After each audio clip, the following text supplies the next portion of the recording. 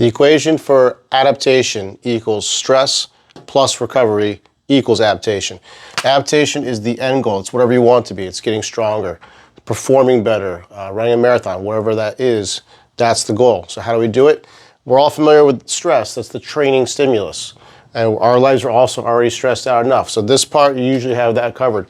This is the piece right here, the recovery piece, that ends up missing. And if you don't have that, you'll never get that. So the low-hanging fruit here is sleep is your number one. If that's not happening, nothing else will. How do we improve sleep? It's usually, poor sleep is usually due to two things. Either too much blue light from electronics or too little sunlight during the day.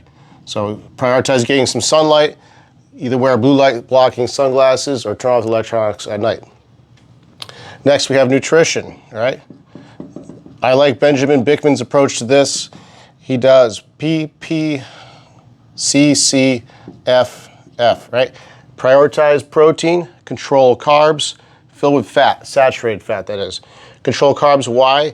Because if you have too much processed carbs in your body, you're going to develop blood sugar dysregulation, which is a form of stress. All right, next we have hydration. All right, and this really comes down to H2O plus electrolytes. Don't forget the electrolytes. Prioritize getting enough of that. And then the last one is movement. Movement. Okay, now here we're talking about light workout. So think active recovery. So go for a walk, bike, swim, keep it gentle. These things will actually help your lymphatic system and mitigate any kind of swelling that's due to some like overtraining. Try these things. If this doesn't happen, that will never happen.